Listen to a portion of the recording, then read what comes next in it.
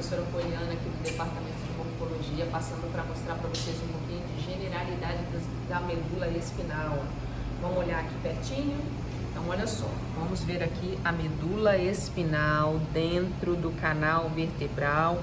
Podemos observar aqui a dura mater. A aracnoide a gente não consegue ver, nem a pia dessa forma, mas a gente consegue ver a medula aqui. Então, a medula, onde ela começa? Primeira coisa, onde ela começa? Ela começa no nível do forame magno, que é essa estrutura aqui. Então, ó, essa estrutura que está na base do osso occipital. Então, ela começa aqui, a partir daqui para baixo, medula espinal, daqui para dentro do crânio, tronco encefálico. Então, o início da medula espinal é o forame magno. E onde ela termina? Ela termina no nível da vértebra L2, tá? Isso num adulto. Qual é o tamanho da medula espinal? Em torno de 45 centímetros também no adulto.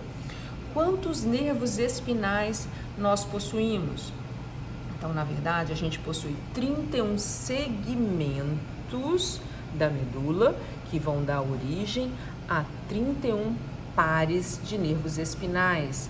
Então, como estão divididas? 8 cervicais, 12 torácicas, 5 lombares, 5 sacrais e uma coxígea. Então, 31 segmentos que vão dar origem a 31 pares de nervos espinais. Lembrando que existe uma diferença entre vértebra e segmento, porque, na verdade, nas vértebras a gente possui 7 vértebras cervicais, enquanto que na medula a gente possui 8 segmentos cervicais, tá? Então, essa é uma diferença importante que a gente precisa lembrar. E agora, por último, qual é a função? Qual é a função da medula? Muito importante, porque ela é a maior condutora de informação da periferia em direção ao encéfalo e do encéfalo em direção à periferia. Então, as informações aferentes, que a gente diz aferentes, são informações sensitivas, dor, temperatura, tato, pressão, coceira, as informações dos órgãos internos, todas essas informações periféricas, elas seguem em direção à medula e vão em direção ao encéfalo, onde serão interpretadas.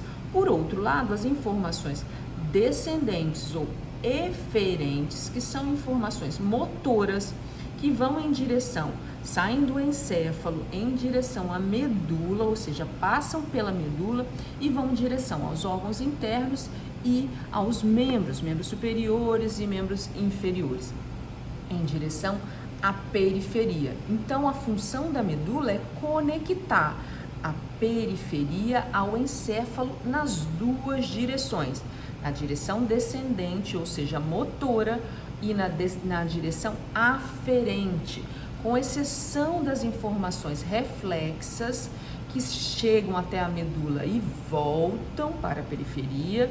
Todas as outras informações vão passar pela medula, indo em direção ao encéfalo ou o contrário.